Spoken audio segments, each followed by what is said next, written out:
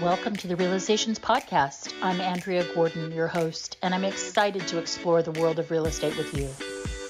In a world where perceptions often overshadow reality, Realizations seeks to redefine what it means to be a realtor.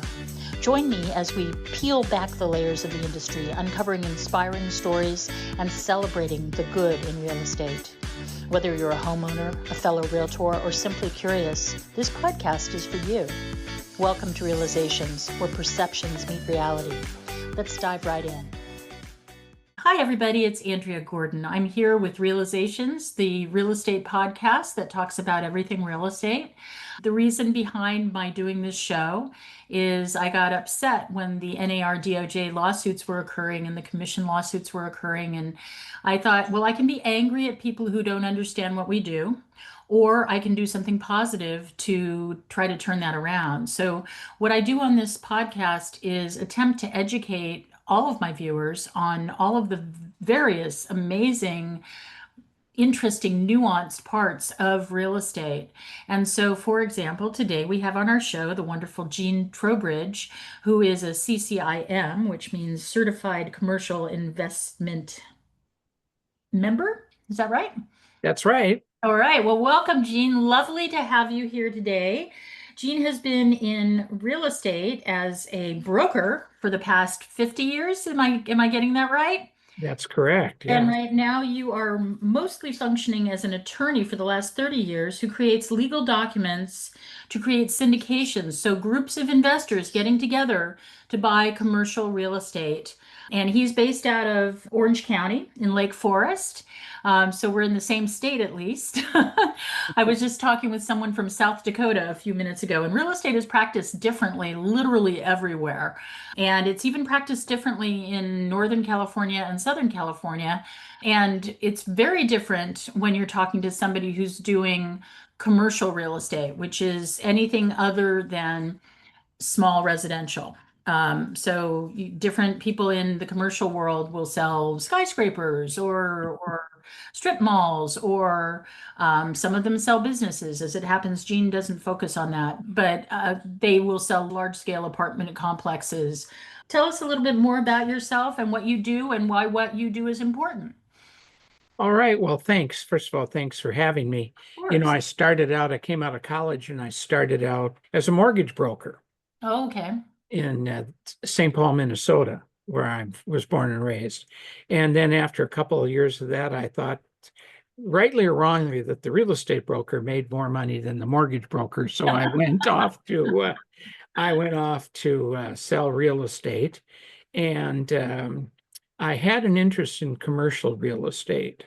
So what I found as I started learning about commercial real estate, I found that when I went to look at, the legal documents on ownership of commercial real estate wasn't owned by Mr. and Mrs. Trobridge. It was owned by ABC LLC. Right. Or right. a corporation or a REIT or something like that. And I didn't know that. So I started studying that and getting into that, and found an apartment building that I liked. But like every syndicator who starts out, we find a piece of real estate. We don't have all the money. We need to buy it ourselves. Or if we do, we don't want to spend all of our money to buy one property. So I reached out to three fellows I had gone to college with back in the Twin Cities, and we bought an apartment building. And that started my career. I liked owning properties that I managed for other people more than I liked brokering. So after about 6 years of being a broker, I turned to be a syndicator. So I spent 20 years, Andrea, putting together deals for other investors where I was in charge. And primarily, I ended up building self-storage facilities down in the 3 southern counties of California. We'd buy dirt, we'd get it ready to go, we'd build the storage facility, and then Andrea, we would sell it to someone else who would operate them. I didn't want to operate storage facilities. I wanted to be a builder. So I did that for 20 years, and that was interesting. And then someday something somewhere in my mind says, I've had enough of this. I think I'll do something different. So at 45, I came home and sat at the kitchen table with my bride and said, I think I'm going to go to law school and do something different. So she was working, we had kids in school, and I had a clear run for 6 or 7 years of income from my previous syndication business. So I said, okay, I'll go to law school. So I went to law school to do one thing, to be an attorney in the same business world that I had been in. Instead of working with investors as clients, I now work with people like me as clients who are, and so that's what I've been doing now for the last 30 years here. Well, bravo to you. I just went back to get my PhD and I'm 68. So I'm in grad school again at 68 years old to get my PhD. By the time I'm 80, I will have a PhD. Well, what I found is we were good students. My study group was all people who were going into second careers, but being an attorney in their second career. There was a software developer, there was a nurse, there was a policeman. Yep. We were all going into something new with law, and we all passed the bar the first time. The kids just didn't know they were supposed to study. Right. We knew. Yeah, no, I knew. I actually took a class this summer, and my teacher was like, she's been, a professor for years and years and years, and I got 100% in the class, and she said that I was the very first 100% that she had ever had. And but I thought I was going to be the oldest person, but there are actually 4 people that are older than me in the program. So I can't rely on my age as a reason not to do something or some such. But well, we all knew that we were spending money or borrowing money or whatever it took to go to law school. Yep. And if we didn't pass the bar, it's one thing to get a JD degree, that's fine. But if you want to go to court or you want to do any litigation, you have to pass the bar. So we all knew we had to do that. So we studied like crazy and we did it. That's where I am now. And we have, my clients, since I started in the practice, have raised over $8 billion for real estate. And we have done over 1,200 offerings with about 800 different clients. And I have a couple attorneys with me. There's 6 in the firm. We're all virtual ever since COVID. We moved away. I stayed in Southern California, but we're in Boston and Texas and whatever. And so all these investments that you make, are they all over the country then? all over. The securities law is federal law, so I can do work anywhere. That's interesting. And could you explain for my viewers the difference between a REIT and syndication? Sure. Well, syndication is a word that says I'm going to put together 2 or more people to do some business activity. So a REIT is a syndication. Okay. What it is, there are all sorts of things. A limited partnership is a syndication, and LLC is a syndication. All we're doing is gathering people together in their money. A REIT is really a corporation that runs a certain way to comply with the IRS rules on a real estate investment trust. It starts as a corporation, then you follow the IRS rules. And I don't do REITs. REITs are typically on the New York Stock Exchange. And the business I'm in is what's called private placements. And private placements by design don't go public. They don't go to the stock market.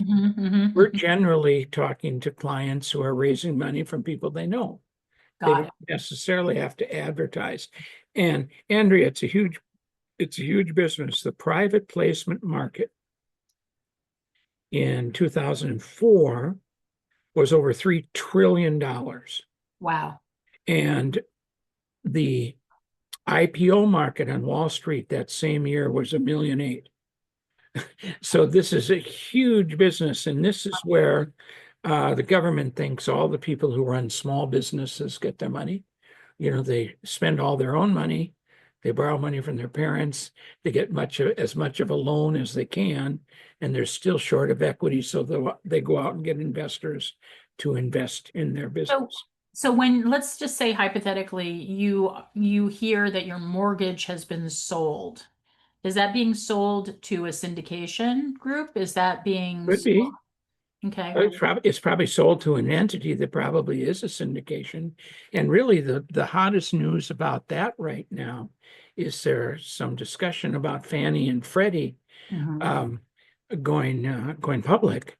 And if they went public, they say that there would be room for maybe 500, $600 million of equity from people's IRAs and 401ks who could go in and Mhm. buy a share of Fannie and Freddie. And Fannie and Freddie guarantee loans. They don't make loans, the banks do. So it's all a syndication in one way or another. But whenever you go out and I think you're probably primarily in residential. I'm only residential. Okay, when you go out and talk to people in your office, I know your Compass has a big company and there's certainly a commercial arm Yes. at Compass, and those guys are dealing, and ladies, excuse me, are dealing with entities all the time. Yeah. Typically today it's LLCs and limited liability company and people who flip houses. Right. Form an I, LLC yeah, and go out and buy 10 houses. yeah, I deal with LLCs when I'm dealing with redevelopers or flippers as they're Sure. all the time. Yeah, it was actually a big surprise to me. When I had worked at Coldwell Banker, I was allowed to do some commercial. And then when I came to Compass 6 years ago, they make a huge demarcation line that you're either residential or you're commercial. And if you are commercial and residential, you have to fit Leave. You guide. have to leave. Well, pretty much. So I had sold a multi-unit commercial property to some clients of mine many years ago, and then they called me up and wanted to list it, and I was all happy, and I listed their property for $3 million, and then it got bounced back to me from the upper limits, going, you can't handle this because your E&O doesn't cover this. That's right. And so I had to refer it to an agent in the commercial division. And he's one of those guys that does $50 million buildings. So the $3 million building is kind of nothing for him. But it was a very interesting experience. I kind of was annoyed by it, to be honest with you. Yeah. But I understand the reason why, and I'm not going to do something that could violate my errors and omission insurance. What sort of insurance do people like you have to have? The same thing. Mm-hmm. The Okay. same thing. I pay about $46,000 a year Mm-hmm. so I can do securities work. And I run into attorneys all the time who probably know as much about securities law and syndications that I do, but their company doesn't allow them to do it because Right. their E&O doesn't cover securities laws. Right, And exactly. so we're in the same business there. And I get a lot of calls from people who say, I've got 10 friends and we want to buy an apartment building. I don't want it to be a syndication. Mm-hmm. And that's the wrong question. It is a syndication just because there are multiple people. Right, What they're saying is they don't want it to be a security because they don't want to get involved in the securities world, which is a totally different world than real estate.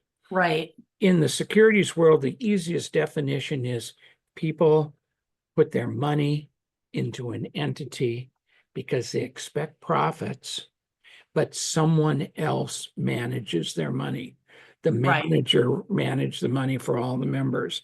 And the government, ever since the stock market crash back in the 20s, the 1929. government has a reason to protect investors from people who are going to manage their money.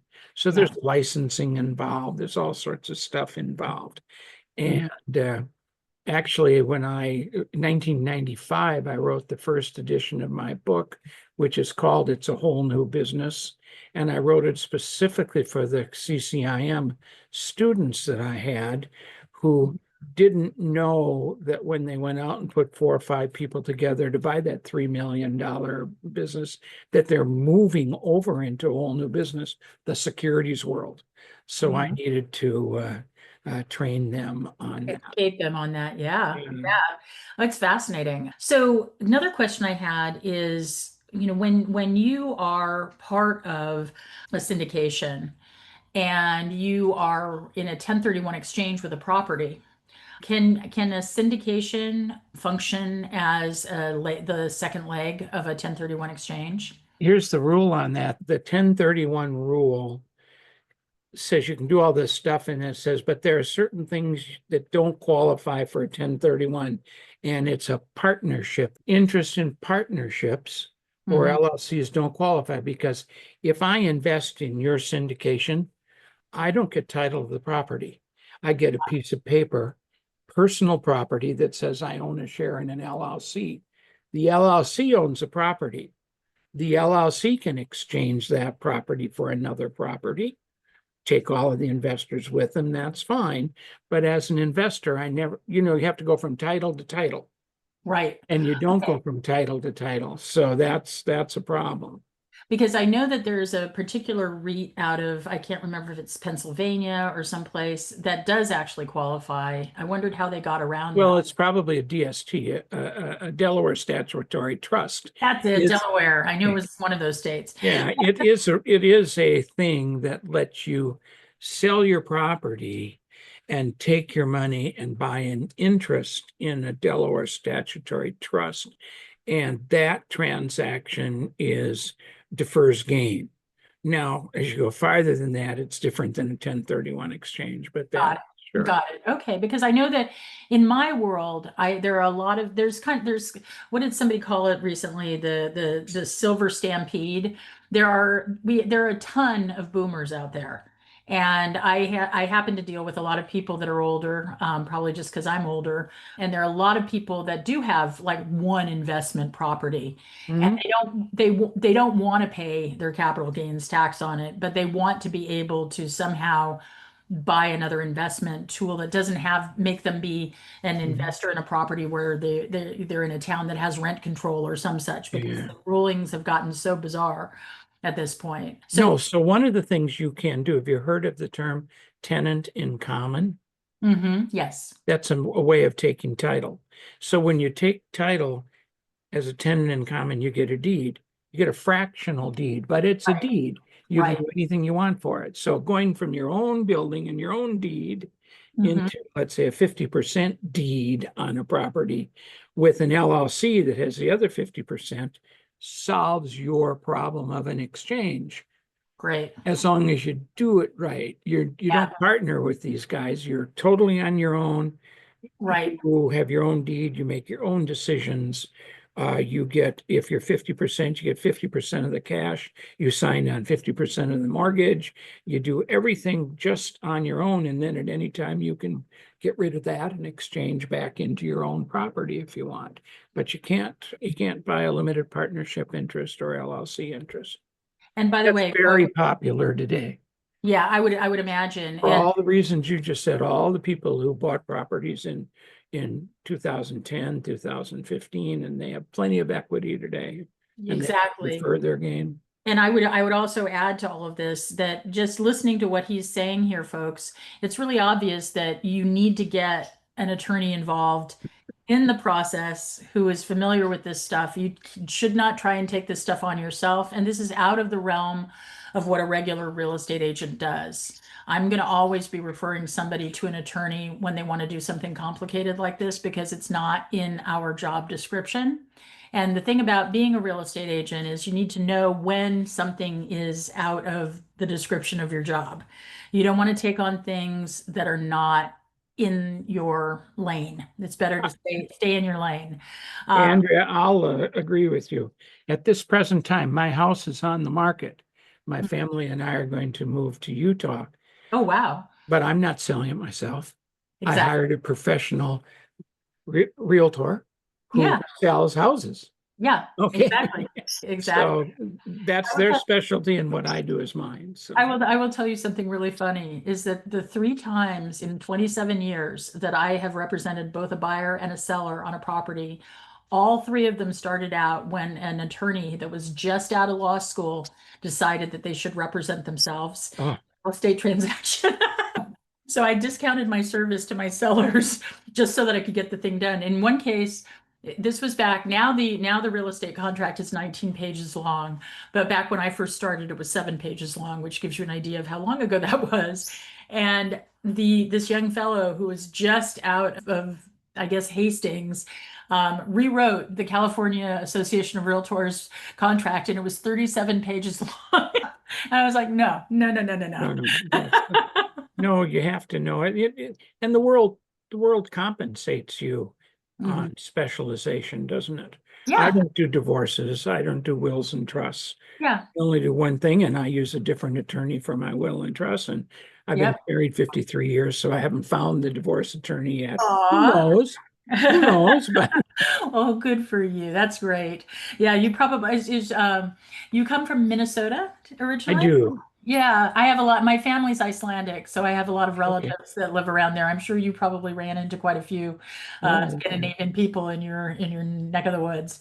Uh, That's why I start so many sentences with the word. So you from Iceland? So I yeah, know. I was there till I was 30, Uh-huh. and up by International Falls, if you know where that is. That's right on the Canadian border. So Yep. And I I have a know a ton of lot of that. relatives in Canada too, because they came to Canada. They thought that that was a great climate, so Well, comparatively. real estate investing has been good for a lot of people. I've known a lot of investors who have invested in other people's deals because they just want to be passive. Hmm. They don't have enough money to do it themselves, or time, or maybe even enough knowledge, so they've Hmm. invested with other people. That's been very positive for them. And Yeah. then, like myself, the people who went on to be sponsors, take care of other people's money, we made a good living. And the difference between being a broker, and I teach this, is when you're a broker, generally when you sign a contract and when your obligation is over, that relationship is over legally. Yes. But in syndication, you take their money and you're in charge of their money for 6, 7, 10 years. Right. And people's lives change in Right. 6, 7, 10 years. And if there's any problem, they're going to look for their money and they're going to come back here. So we're real big. I know real estate agents selling residential, you know the word fiduciary. Yes. Our business, it's the capital F. Oh, absolutely. Fiduciary, it's fraud, it's Absolutely. misrepresent, capital F, no question about it. Yeah. So, No, but I it's still a absolutely. good business, and a lot of money is made by people pooling their resources. No, it's actually, I can see it as a way towards wealth for many, many people. And you mentioned that you teach. So who are you teaching when you're teaching? Well, I spent 40 years as a senior instructor at the CCIM Institute. Okay, so you teach So, other people how to become uh, syndicators. commercial brokers, Yeah, basically. that's And very, very then cool. I retired from that 3 years ago. And my marketing, Andrea, is education-based marketing. Yeah. So I have virtual courses, I have live presentations, I have a lot of YouTube. So I'm always teaching people and thinking, well, I'll teach you something and you'll decide that if you really want to do this, you'll call me. That's very cool. I love that. Well, Yeah, you've been just a delightful guest on the show, and I see up in the right-hand corner here, that's how people can find you. So if you want to contact you, Gene, what is the very best way to reach you? probably just my website, which is simple. It's the name of my firm. It's the initials TNLLP.com. So go www.tnllp.com and you can see all the things that I do, and you can sign up for free consultation. You can get into our YouTube channel. You can get a free copy of my book. It's a Whole New Business, the fourth edition. And that's it. So thanks very much for having me. I knew this was a little out of your No, but listeners it's bandwagon. it's still really, I think it's still relevant and important, and I think it's part of real estate. And so I wanted to bring you on because I thought it was an interesting bit of information for people out there. So I I'm really gonna appreciate it. I'm gonna give one more clue to your people who are real estate agents. And I learned this Mhm. when I was sitting in the kitchen at a kitchen table with a man and a woman listing their house. I knew they had the authority to sign the contract.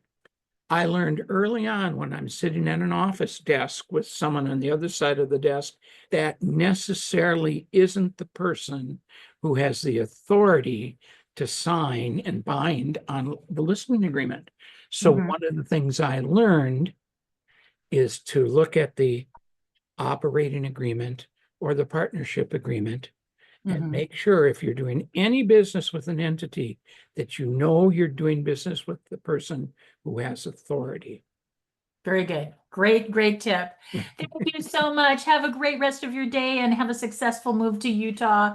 You're wonderful. And I'm sure that my folks will be in touch. Thanks. Okay, Andrea. Bye. Bye-bye.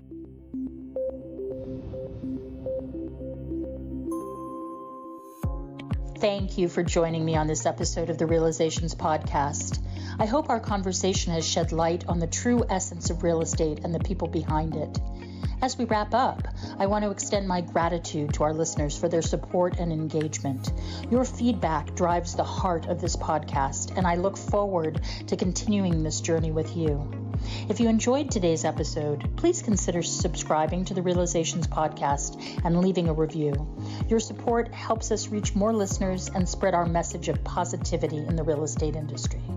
Until next time, remember to keep an open mind, embrace empathy, and always seek the good in every situation. I'm Andrea Gordon, signing off from Realizations. See you next time.